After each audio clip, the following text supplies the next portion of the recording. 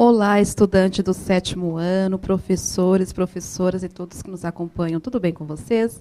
Eu sou a professora Silene Félix e hoje irei moderar a aula da professora Elaine Barros. A nossa aula hoje é Poetizando. Olha que lindo. Então, a apresentação da aula. Tema da aula de hoje, o gênero poema. Habilidade do currículo, a 6728. Professora Elaine. Olá, Silene, alunos, professores, pais que nos acompanham, tudo bem? Como a professora disse, hoje iremos trabalhar com poema e poesia, ok? Vamos lá, então, para os objetivos da aula. Interpretar e explorar o gênero textual poema e suas características. Distinguir poema e poesia. Enfatizar a presença de palavras e expressões de sentido figurado na poesia, ok? Então vamos para a nossa acolhida, aquela perguntinha inicial para aquecermos. Para você, o que são poema e poesia? 2 minutinhos para vocês responderem, vamos lá?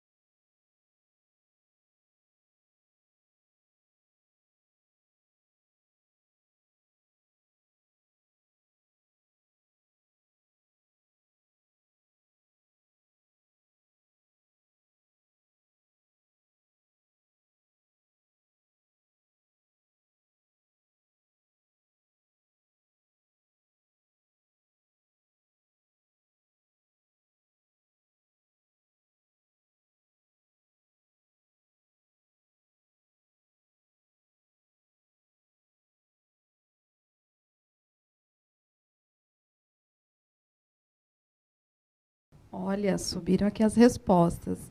A aluna Ana Luísa, da professora Denise, diz o seguinte: são tipos de textos que têm estrofe, rima, alegria. O aluno do professor Nilson diz o seguinte: poesia é o que o poema dá vida. Poema, parte escrita, estrutura. Vamos lá. O aluno Ítalo, da professora Elizabeth, diz assim: são frases que rimam. Olha. Vamos lá. Ágata, da professora Sandra, diz: um texto dividido em estrofes, versos que contêm rimas. Isso, ó, a Procívia colocou aqui. Poesia é toda emoção, está no nascer do sol, no sorriso de uma criança, etc. O poema é a estrutura do texto. Muito bem. Então, o poema é o gênero, né? A maioria, claro que nós vamos ter várias estruturas, aí temos o poema concreto, mas vamos focar agora no mais tradicional. Né? Então, aquele gênero organizado em versos, né, cada uma das linhas do poema, estrofe, o conjuntinho dos versos, e pode ou não ter rimas. Né? Na sua maioria, temos a rima que vai trazer a musicalidade para o texto. E a poesia é exatamente isso, né? As emoções, aquilo que provoca na gente, as sensações, ok? Vamos aprofundar aí nos próximos slides. Vamos lá? Então, temos aí características do gênero textual. Então, o que nós temos aí em um poema? Então, nós temos o eu lírico ou o eu poético. é a voz que fala, expressa o sentimento no poema. Tomem cuidado, tá? Que nem sempre, ou na sua maioria, né? O eu lírico não é o autor, tá bom? Então, por exemplo, o autor pode ser um homem e o eu lírico ser uma mulher, ou vice-versa, tá bom? Então, temos aí a diferença. O eu lírico é essa voz do texto, é quem transmite ali as emoções, as ideias, ok? Temos os versos, como eu disse, é cada linha do poema, é uma unidade rítmica, então ele vai trazendo esse ritmo, essa musicalidade aí para o nosso texto. Depois nós temos as estrofes, que é o conjunto de versos, tá? A métrica representa aí o número das sílabas poéticas. Vocês vão aprofundar esse conteúdo aí mais para frente, nas próximas séries. Então, as sílabas poéticas são diferentes das sílabas que a gente vê, que nós vamos separando as palavras, né? Mas isso aí vocês vão ver mais para frente, tá bom? O ritmo, a alternância de sons fracos e fortes, a melodia, automaticamente está aí relacionado, né, à rima, tá? Então, a rima é a igualdade ou semelhança de sons entre as palavras dos versos diferentes.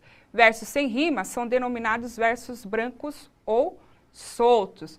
Então, a gente sempre observa lá, o finalzinho dos versos, né, terminam em A ou K. Então, pode ser somente uma vogal que vai trazer essa musicalidade, pode ser a sílaba. E tem um que eu não vou lembrar, não sei de quem que é o do trem. Depois vocês pesquisem aí, tem um poeminha do trem que é bem legal. A forma como ele foi escrito traz essa musicalidade e parece é como se fosse a Maria Fumaça lá. A gente vem ouvindo, a gente vai imaginando aquele trem, a Maria Fumaça. É bem legal, depois vocês procurem aí, tá bom? Café com pão? Será que é? Café com pão. É mesmo, verdade, esse aí, bem legal. Depois procurem e Já vejam. falaram aqui, café com pão. Café com pão? É, isso mesmo, é bem legal, tá bom? Vamos lá então. Onde está a poesia? Então, a poesia pode estar em todas as coisas, em simples gestos e atitudes, mas também nas diferentes manifestações artísticas. Artes plásticas, fotografia, música, teatro e não apenas na literatura. Isso é muito importante, como a professora disse aqui, né? Às vezes nós estamos no campo, na praia, a gente observa aquele nascer do sol ou pôr do sol. O céu estrelado mexe muito comigo. E você, se essa parte da natureza Muito, aí? eu sou muito da natureza. Eu gosto de acampar, então a natureza, assim, tem uma ligação muito forte. Então, Poesia, né? poesia. Alguém colocou aqui, ó, poesia, na verdade, é o que você faz do seu poema, é a arte do seu poema. Eu vou procurar aqui o professor que comentou isso. Ok, né? Então, pode estar em tudo. Numa fotografia, então, às vezes a gente busca lá aquelas fotografias da família, né? A gente rememora aquela situação, aquela festa, né? Então, ali há poesia, isso vai tudo mexendo com os nossos sentimentos, ok? Onde está a poesia? Então, continuando, né? Então, temos, quando a poesia, a palavra... Vamos lá, peraí só um pouquinho. Quando a poesia, a palavra liberta-se de seus significados habituais e ressignifica-se sob diferentes concepções, estabelecendo um conjunto inusitado entre significante e significado. Então, por exemplo, nós temos lá a palavra amor, é um significante. Só que a gente vai ter nós vamos atribuir vários significados para essa palavra. Então, amor, claro que a gente tem aí um significado geral, universal. Mas, diferente aí do meu contexto social, histórico, ele vai sofrendo alterações. Então, muitas das vezes, uma ação que para mim é amor, para o outro não é. Né? Então, essa linguagem aí, os sentimentos, as sensações vão sofrendo alterações, tá bom? E passando a ocupar um lugar de abstrações, estará além do explicável. Põe na tela para eles, por favor. Fazer poesia é abusar do sentido conotativo, ou seja, aquela linguagem figurada, né, das palavras. É colocar a criatividade a serviço da vontade de provocar no leitor uma experiência sensorial. Então, vai mexendo com todas aquelas sensações. Para mim é muito forte também a questão do cheiro. O cheiro me traz assim muitas lembranças. O vento também, às vezes é muito interessante. Às vezes eu sinto aquele ventinho, eu falo, nossa, esse vento me lembra aquele lugar. Esse vento já passou por aqui. Então vai nos tocando, né, as emoções, as lembranças, ok? Então, sensorial, íntima e individual, pois o que soa poético para um pode não representar nada para o outro, ok? Aí nós temos um poema da Pro Andréia e temos aqui a participação do professor Tony. Eu pensei aqui um apelido para o Tony. A voz do CMSP. Gente, a voz dele é demais. Será que vai pegar esse apelido aí? Tony, a voz do CMSP. Olha a voz só. das multidões. É. Então vamos lá. O poema Tempo de Super-Heróis. Vamos lá, Tony? Ah, como era divertido ser um super-herói. Saltava, desaparecia, aparecia em qualquer lugar, a todo momento, diferente em cada fantasia. Quantos poderes, quantas vitórias, derrotas? Somente para os adversários. Problemas? Motivos para o nascer de um novo super-herói. E eles não se esgotavam, não se cansavam, não desanimavam, simplesmente transformavam-se. Que saudade daquele tempo, daquele mundo, daquelas guerras, daqueles perdedores que, sem rancor algum, propunham a próxima batalha, ainda que para novamente perdê-la, porque o indispensável era brincar, brincar de lutar, brincar de vencer, brincar de perder, brincar de morrer, mas, na verdade, continuar a viver. Que lindo, né? Deu até uma caprichada aqui. Fiquei você aqui viu, né? arrepiada. Ah, eu também. Muito bom, muito bom. Obrigada, viu, Valeu, Tony? obrigado. Ó, e observem aí como a interpretação do Tony trouxe muito mais vida ao poema. Se fosse eu fazer a leitura, não ia perder aí. Obrigado. Né? Então a gente traz a voz do CMSP para ajudar a gente, tá bom? Aí. Então vamos lá para a nossa primeira atividade.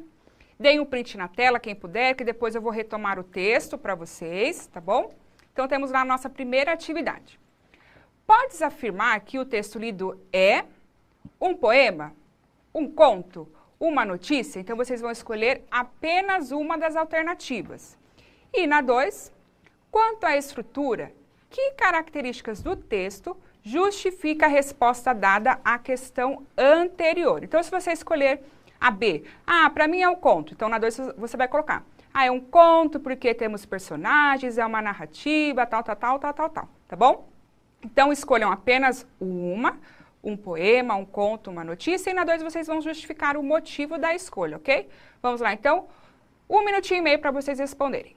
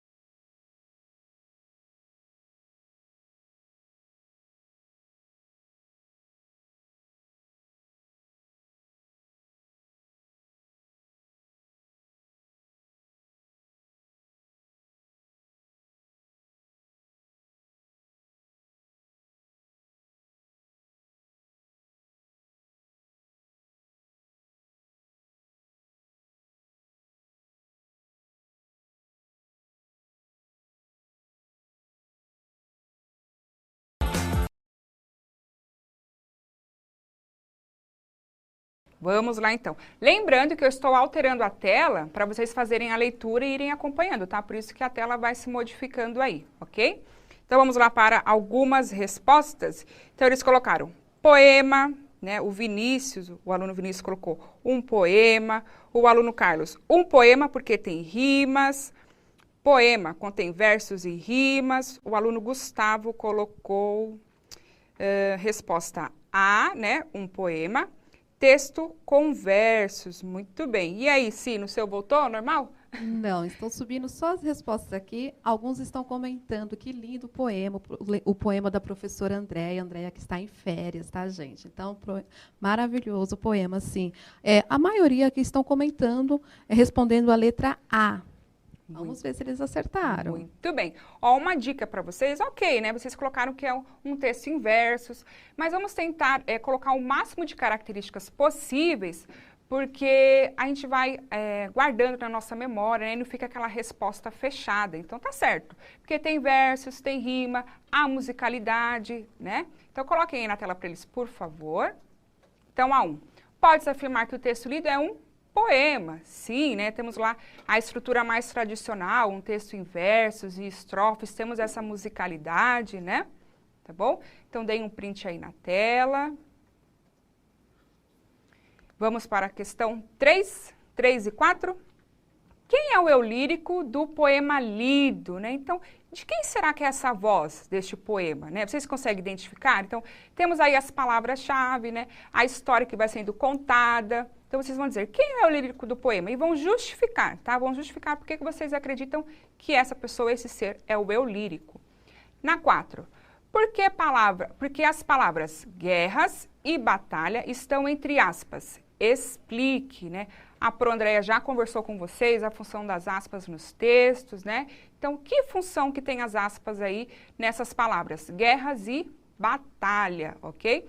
Eu vou fazer da mesma forma, deem um print nas perguntas e eu vou ficar alternando a tela nos textos para vocês fazerem as leituras, ok? Vamos lá, então, 1 minutinho e meio para vocês responderem.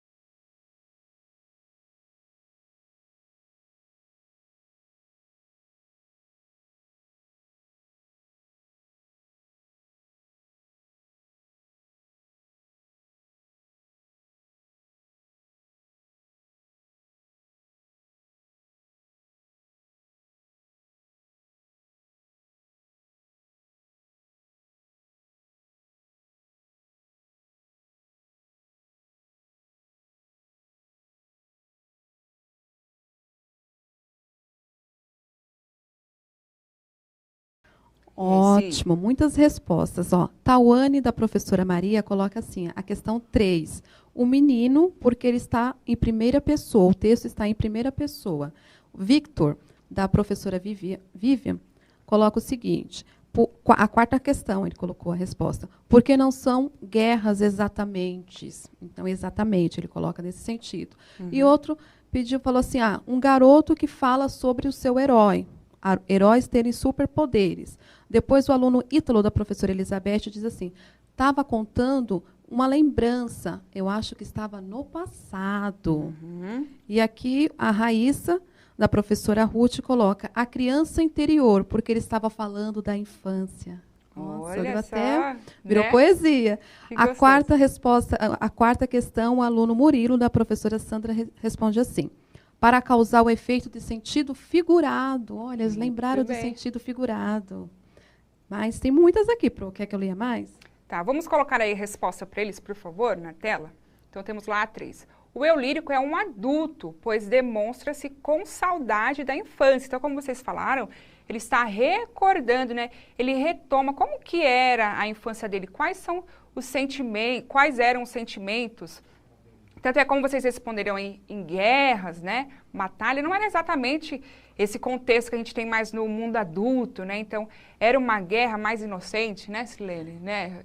O brincar mesmo, né? Isso, aquela brincadeira de criança. Normalmente nós brincamos com os irmãos, com os primos, até aquelas lutinhas infantis, né? Aquela coisa de sem maldade. É uma guerra na infância, é uma guerra muito da questão do brincar, né? Isso, guerra de travesseiros, né? Nossa, querer ser super-herói. Isso, tá, então está mais relacionado nesse contexto do brincar, o se divertir, ok? Então, continuando aí, ó, põe para eles, por favor, a 4. As palavras guerras e batalha estão entre aspas porque representam, na verdade, as brincadeiras de super-heróis propostas na infância. Isso acontece muito hoje, né? Ainda, claro. Mesmo com essa questão aí deles estarem muito presos às novas tecnologias, só videogame, né? Jogos, mas ainda tem, né? Tem, olha, eu recebi uma aqui ótima que eu não lembrava agora, mas tocou aqui, ó. Guerra de mamonas com o irmão. Verdade, guerra de mamonas, né? Muito legal. Será que apesar que assim, eu acompanho alguns alunos do interior, e, gente, eu fico com uma... até... ideias opostas aqui. Uma invejinha boa de vocês, viu? Que eu vejo eles lá no interior, tem alguns com os cavalos, aquele verde. Tem um aluno que ele sempre posta, tem um rio, acho, no fundo da casa dele, né? Então, acho que eles lá têm até mais contato com essa questão das mamonas, né? Eu não sei se o pessoal aqui mais da capital... Não é tão fácil, né, a gente encontrar mamonas, mas era... Era muitos terrenos baldios, né? Nós não temos mais esse contexto, né? Então, agora mais prédios, né? A selva de pedras, né? Nós vivemos esse contexto, né? Muito legal. Vamos lá, então, continuando a 5. Vamos lá, 5 e 6. Ao falar sobre derrotas e problemas, o eu lírico demonstra que a infância dele foi positiva ou negativa. Explique. E na 6... defina com uma palavra do texto o que significa viver para o... Desculpa. Defina com uma palavra do texto o que significa viver para o poeta. Para o poeta, viver é... Ok? Vou dar aí 2 minutinhos para vocês responderem essa, tá bom?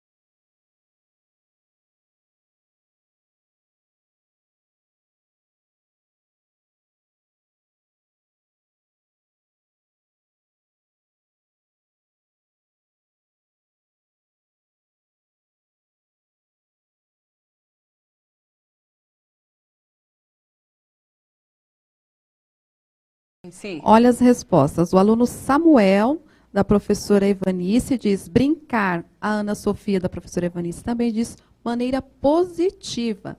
O Vinícius, da professora Cirlei, tá? Diz o seguinte, viver para ele era brincar e se divertir. Muito a Ana Júlia, da Elaine, também diz positiva. Tá? Então, eles estão vindo, colocaram como positiva. E a questão, eles responderam brincar. Muito brincar. Muito bem. Coloquem na tela para eles, por favor. Então, responderam certinho. A infância do eu lírico foi positiva, pois, segundo o ponto de vista dele, as derrotas eram somente para os adversários e os problemas estímulos para o nascer de um novo super-herói. Somente alegria. E na 6, para o poeta, viver é brincar. Muito boa, né? Muito gostosa essa aula. Que saudades da lembranças boas da infância. Isso. Então, na nossa aula de hoje, o que nós vimos? Interpretamos e exploramos o gênero textual, poema e suas características. E esclarecemos a diferença entre poema e poesia e enfatizamos o sentido conotativo das palavras, tão presente na poesia. E aí, ó, aquela imagem do final para a gente, né, sentir um pouquinho mais alto. Saudosismo, né? Isso. Muito obrigada, pessoal. Até amanhã. Silene, produção a todos. Muito obrigada. Obrigada, 7º ano. Obrigada a todos aí. Excelente dia para vocês aí. Avaliem a nossa aula e até a próxima. Tchau, tchau. Tchau, tchau.